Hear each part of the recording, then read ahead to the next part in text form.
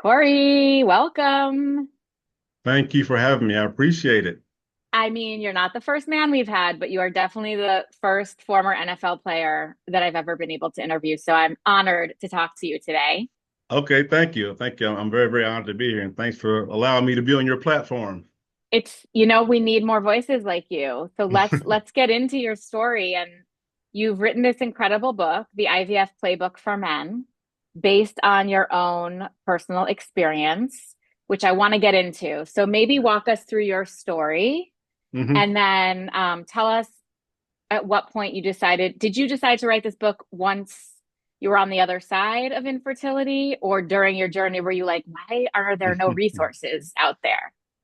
Yeah, so while I was going through the journey, yes, I said that a million times about why there aren't resources out there. But at the same time, I didn't understand what I was going through, so there was no way I was going to write a book Yeah. with the lack of knowledge that I had. So it was one of those things that the more experience that I had with it, unfortunately, the more I learned, the more I was able to put it all into a book. But as I was going through the process, a book was the last thing on my mind. Once again, you think Yeah. about it, there's nothing out there, but at the same time.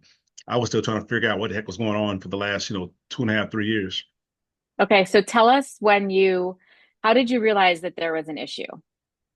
So we were having issues, and the doctor was proactive. She was proactive. She said, "Hey, before we go into any details with your wife, how about we start with you?"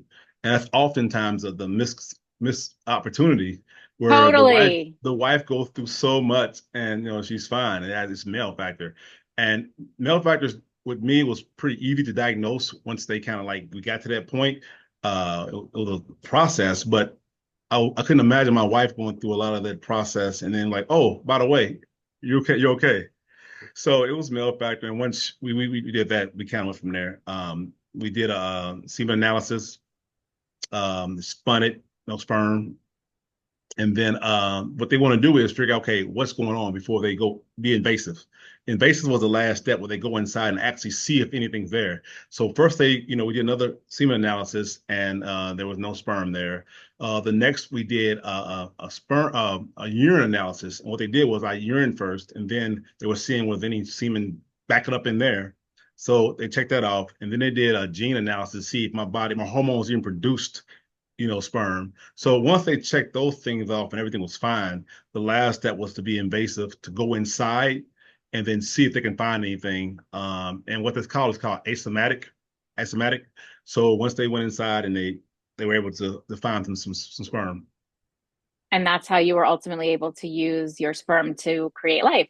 Yes, yes, yes. It was like I do it twice actually. Like the first time I joke about it in the book, but it's like, you go in for the semen analysis, you think everybody in the hospital is looking at you in the Right. doctor's office, and they deal with it every single day. They can care less who you are, but as a person going through it, you think like it's like when I play NFL, they announce your name. Here comes Corey Parchman. All the lights come Totally. on. I got the same feeling going into the clinic, and once you Right. go You back feel like there. it's like they give you the cup and it's like they're looking at you and they're like, I know what you're gonna do in there, you That's know? what I was just about to get to that. So it was a matter of once I got the cup and came out and knowing that everyone knew what I was doing in there.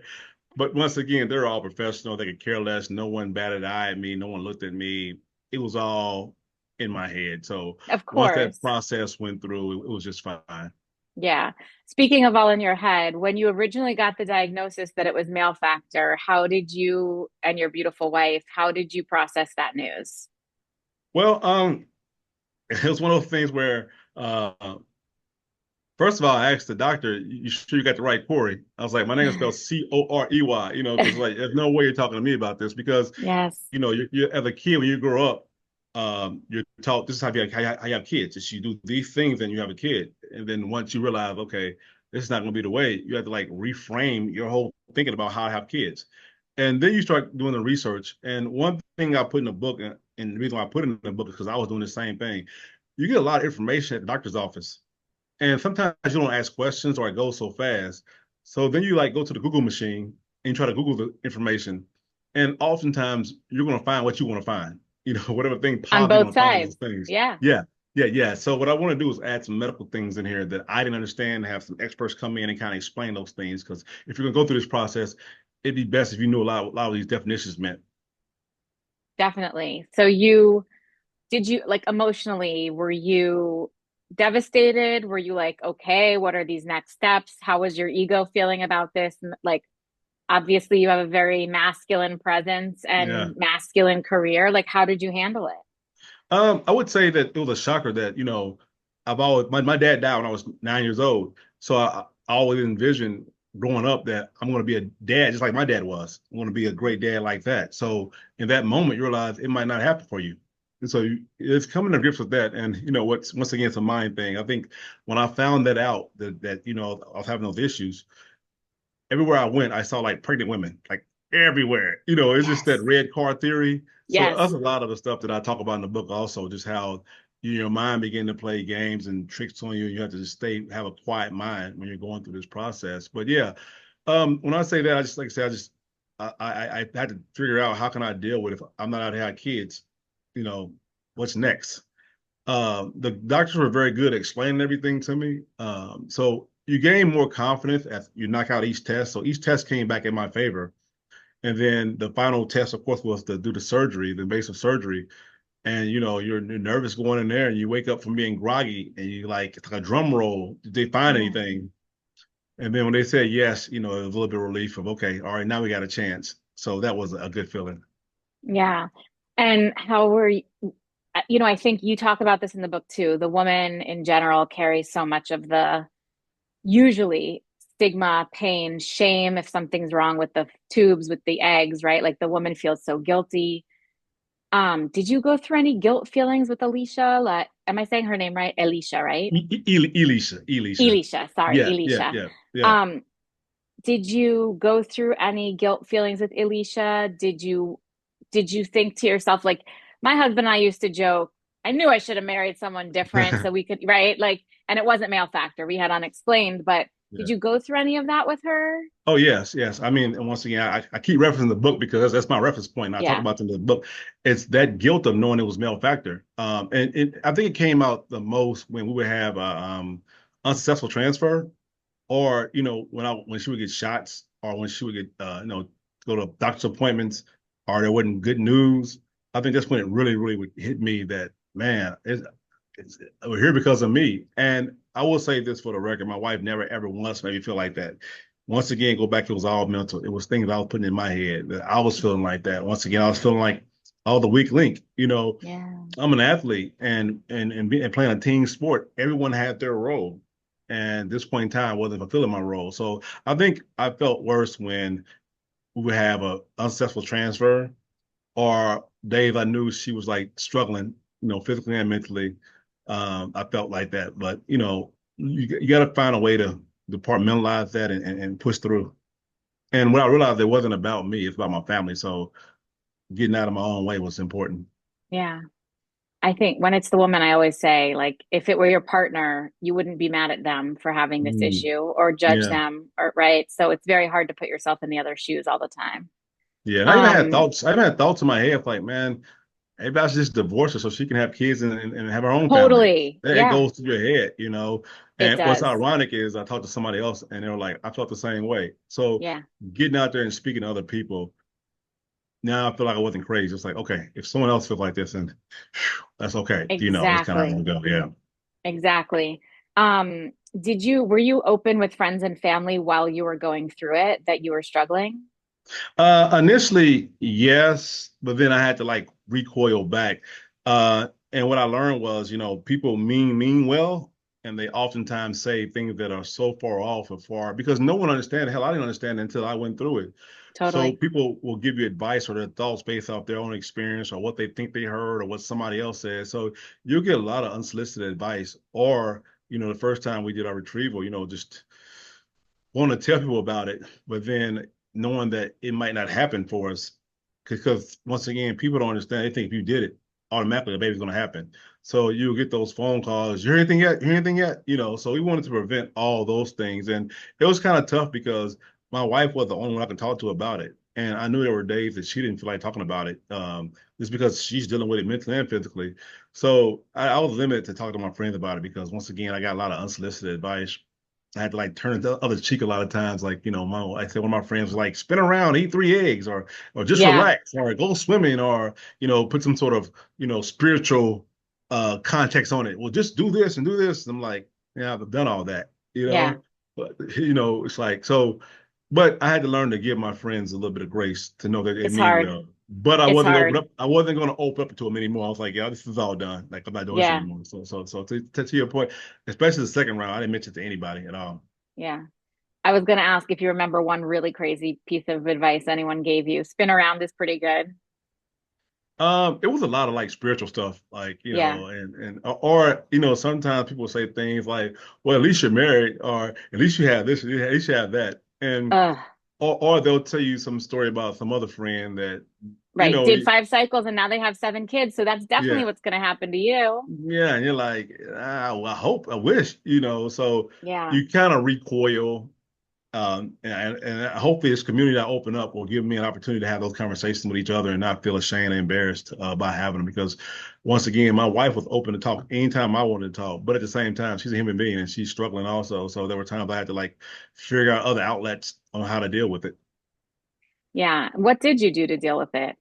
I became an avid bike rider. I was really good at riding my bike. Put my headphones on and just go. And for the next 45 minutes to an hour, I wasn't a guy struggling with IVF. I was just a bike rider.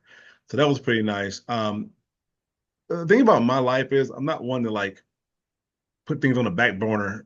I want to deal with things head on. Like I'm not that person like, well, I'll just wait it out. No, I want to figure it out. So it was tough for me like to be patient and I had to use other muscles I didn't know exist. I'm a fixer, Mm. like I say all the time, and you put a plan together and you figure it out and you adjust that plan and you go. But with this right here, it was a lot of waiting and a lot of hoping and wishing. Did you think I did that once you do IVF, you get your baby? No, well, they're really good at explaining the statistics on, the first transfer and things of that nature. We had some success early. When I say success, I mean we had, great egg retrieval numbers. We had great fertilized eggs. We had great testing eggs. So we came back with some solid numbers. So, we had, the first round we had 6 total, but one was mosaic, 2 were not viable, and the other 3. So, you think in your head, okay, one of these 3 have to work, Yeah. relatively speaking, have to work. And what was disappointing was each transfer the first time was a different outcome. So that was Yeah. like because you went through the first one and the HCC readings weren't very high, but they weren't bad. So like, okay, we got a chance. They're not great, but and of course they have to double every 2 days. And then we get the results back the next 2 days and they start to go down. So now we're like, Mm. okay, it's not a viable pregnancy. But the numbers weren't going down fast enough. We were hoping to get to 0 by a certain amount of time. So now we're dealing with, okay, it's going to be an ectopic pregnancy. So now what Hmm. the heck is that? I've never heard of ectopic pregnancy before. Hmm. Luckily, that ended up going back down to 0. So now you kind of regroup and you say, okay, all right, normally the first doesn't work. We've seen statistics, that's fine. We had 2 more left. Let's just go into it. So the second time we had a transfer, which maybe 4 weeks, 5 weeks later, it was a little bit of time later, a transfer, and we go into it, not overly confident, but not pessimistic either, because you don't want to go in anything like this with a negative thought process. So we wait the 14 days, and we get the phone call, and the HCC reading, has to be above a certain number. I think it's like a 50 or 100. 60, 100, things like that. Yeah. Ours was at 0. Oh, It needed an implant, and once again, like, okay, what the heck is this? Because right. the first time it was, had an HCC reading, but it wasn't high enough. Now it doesn't implant at all. You're like, you know, so because there were so different experiences, we didn't know what to expect on the third one. We're like, we don't know what to expect. Hmm. But once again, we can't go into it negative. We got to be positive about it. But you don't be over positive because I think the more optimistic you are, the more let down you are if it doesn't happen. So you're trying to find Hmm. that balance somewhere in between.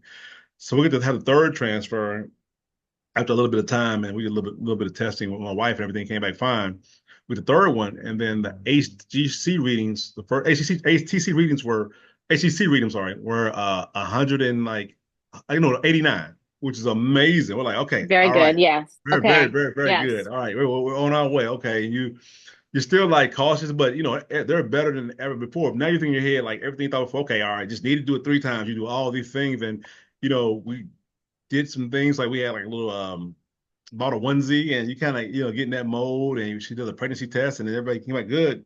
So 2 days later we take the ACC test and it goes from 89 to 32. Oh, It goes down. Like oh. what in the heck? And that was I think the third one was more devastating than anything. I mean that was a very very devastating because you think once again a third time the charm. Well, like you Numbers. allowed yourself to get excited, you allowed yourself to have hope, and then it's like you smack in the face. Like, why did I do Yes. that? Yeah. Yes. All those thoughts. And then we're out of eggs Mm. at this point also. So we're all done with I eggs was gonna also. ask, did you What's do our eggs another here? retrieval before the Yeah. end of the three? Because we had a similar situation and somebody suggested a second retrieval before we were out of eggs or Yeah. embryos. And I was like, second retrieval? Who does this a second time? It never even occurred to me. Yeah. Because It again, makes a I lot of thought sense you do now. IVF, right? You do, now it makes a ton of sense, It makes and sense. ended up having four retrievals, which is beside the point. But like, Yes. you don't realize how little of a guarantee it is until you're going Yeah. through it. Yeah. Yeah. And once again, we had that, once again at the beginning had I think it was a 12 egg retrieval, egg retrieved. Um, by the time we got down, we had six, but three Right. were one of those eggs. So we had three actually. So Right. went from 12 to three. So that's a roller coaster you're on too, because you see this. Yes. Oh, we got 12, and like that's okay number. You know what I mean? All right, you think out of 12, and then end up with three. You're like, good grief, that's a roller coaster. And And that's actually like exact perfect numbers. Basically, yes, like if you get 25% back that are viable to transfer, that's like the best statistic you can pretty much get. And you're like, yeah, what? yeah. What? Yeah. Yeah. So it's back to the drawing board for us. Like, what do we do? Push the reset button. We spend a ton of money on that first cycle. So it's like, all right, we gotta gear up and do it again. So that was another thing. We had to gear up and do it again. So the second time we had another great. We actually had 19 eggs, uh 10 matured, and I think six fertilized, something like that. I mean, it was around something like that. So now, the more you read, the more you hear, you're like, maybe it was this, maybe it was that. Now you got a fresh batch. Maybe your body didn't get used to you hear all those things. So you get a little bit of renewed hope. You're still a little bit, on the I don't know side, but you get a little more hope because, we got six this time. Then you're like, well, we had so you're still back and forth. So we get geared up and we do an egg retrieval and comes back low. Like it was at Mm. 39, our first transfer. So Wow. that kicked the wind out of us also because like, we've Right. You're done thinking we're everything right. fresh batch, brand new. You get excited. Yeah. All those things go there. So it's like, all right. So after that second round, and mind you, before we did our second round, I had to go through another tessie where they go inside, and because we used Take all out the my sperm. sperms, so we had to Mm-hmm. go inside and do it again with the other experience, which was Mm. ironic. The day we did the tessie was the same day we did the egg retrieval, so we were both laid up on the couch afterwards. It's kind of comfort. Misery loves company, you know? Yeah. So we were on the couch together. So after that second round, that person work, we're like, I don't know what to do at this point in time. So you're seeking all the investment. So um, that was our process. And then like the second time we went through the process, for me, it's the second time after on the second round, you don't know how to think because you have all this failure. Even when we were going into the hospital for the transfers, we didn't know how to act. It's like, I mean, how to act was like, hey, do we act excited? Do we joke around? Or we, just, stone face? Like, we were trying to like just navigate that space and try to figure it out. So that was a task too. But just rewinding things a little bit before I go too far, you know, I really learned out who my partner was going through this Yes. process. I really learned who she really is because there was a lot of times where she could have lashed out or could have, felt a certain way, but didn't. And those things mean a lot to me to this day, because I realized how strong she was and how a real partner she was. And once again, because women burden a lot of this. So what I want to make sure, once again, I mentioned the book is it's not a shameless plug. This is not a woe is me book. Like, oh, what about the men? It's more like, okay, how do I support myself and my partner? My partner is going through a lot of this, so I had to be the successful support system. But how do I make sure I support my partner and then support myself? because if I fall apart or if I have an empty cup, how can I pour into her? So it's really about figuring out, living those two dynamics and figuring that space out. So that's what I had to learn to do.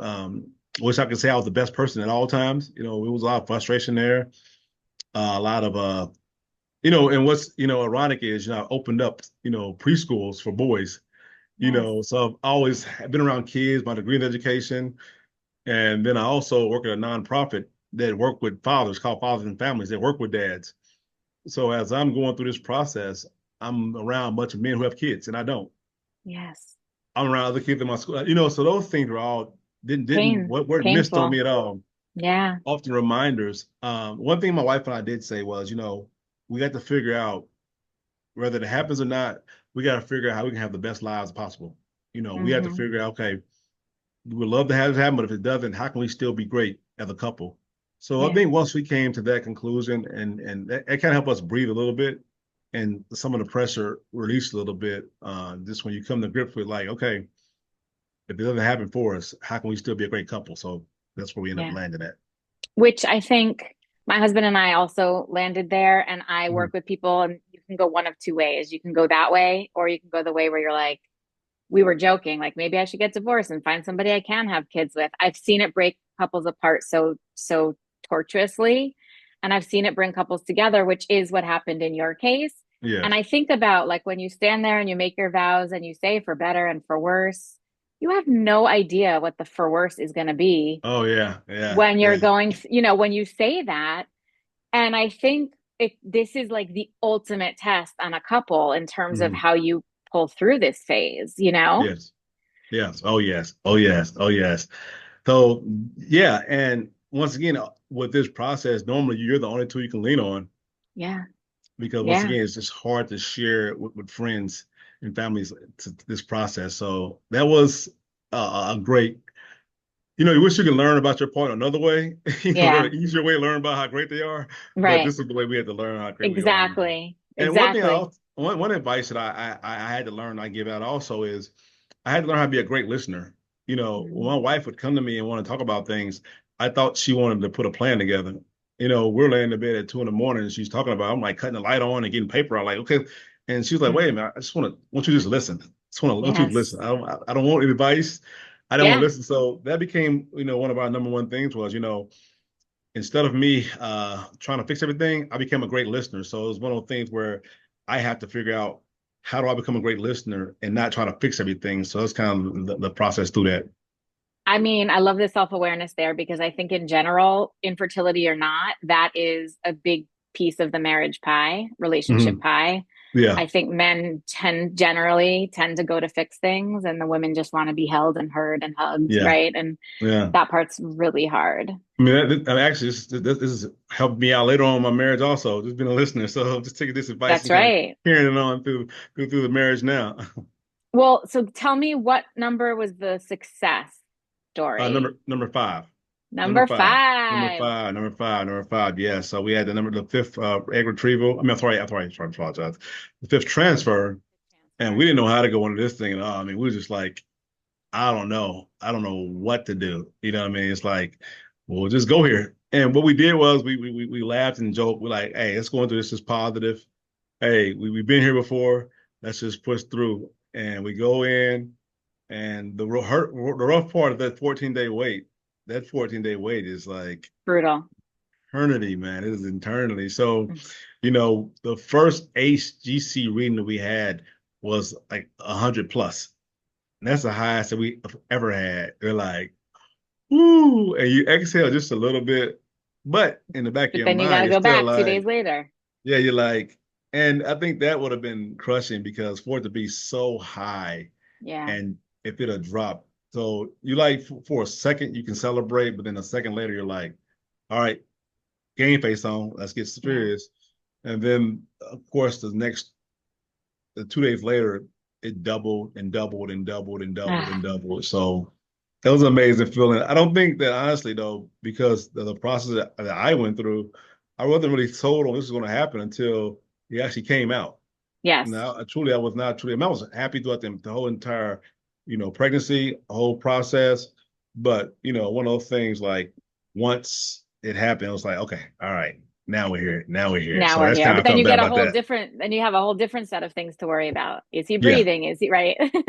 Yeah. Yeah. You One can't ironic, win. yeah, one ironic thing was when he came out, his feet were like turned, but that's because he'd been squished. But I'm like, what's wrong with his feet? It's just, but then also, I think what people had to realize too, that, just, I mean, you got to focus on the partner, your wife, even in the giving birth process, because there's a lot of things can go wrong.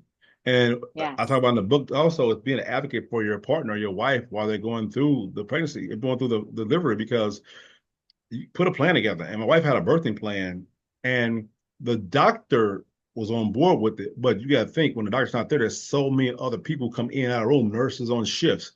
So it's important. Them like, no, before we start doing anything, read this right here. So it's important for me to reiterate those things, because at this point in time, my wife is like, having a contraction. So she couldn't, I had to be very versed with the birth plan, because the do's and the don'ts, things she didn't want to do, things she didn't want to do, because, once again, she's going through everything. So I had to be there. So just being a great partner, even in the delivery process, not just sitting back and like waiting for it to happen, being active in that process is important also.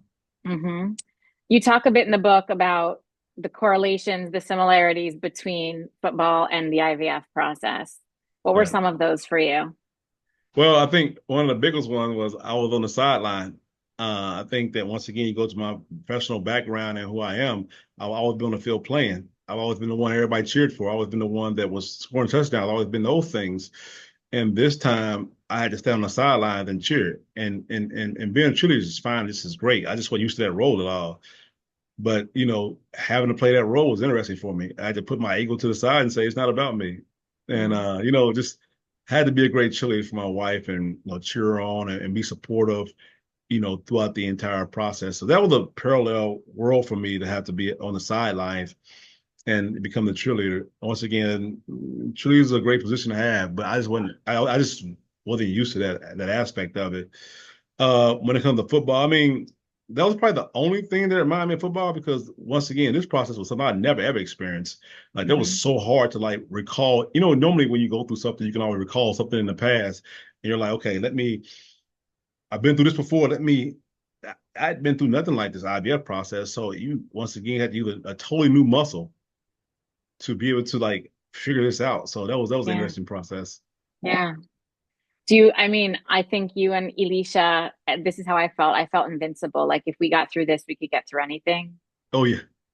And you one know? thing that we talked about also is like, you do have the moments during the IVF process where you don't agree, but we realized that we couldn't destroy each other through the process, because if it happened, if we're destructive, who take care of the baby? Right? Or if it doesn't happen, we got to still figure out how to still be together. So it was really, really creating a safe space for each other, and realize that sometimes you may say something you really didn't mean. It wasn't anything mean spirited, but at the same time, you may have thoughts in your head and you may share them. But having that safe space where you're able to do those things and not feel guilty about it, or just getting it out of your system, sometimes felt good. So it was a matter of, throughout the process, being a good partner with each other, not just vice versa. I love that. Tell me about your little men business, your Oh, Little Men Academy, yeah, Little Men yeah, Academy. pre-K Leadership Academy. So, Yes. my biggest passion is education, of course. And one of the major things I notice with kids is they often get off to a slow start. So, and that reason is because a lot of them don't go to quality daycares or preschool. They're horsed into kindergarten, and they're expected to do kindergarten things. They have no clue how to do those things. And then by the end of the year, the teachers finally figured out how to get into kindergarten things. But now it's time to go to first grade.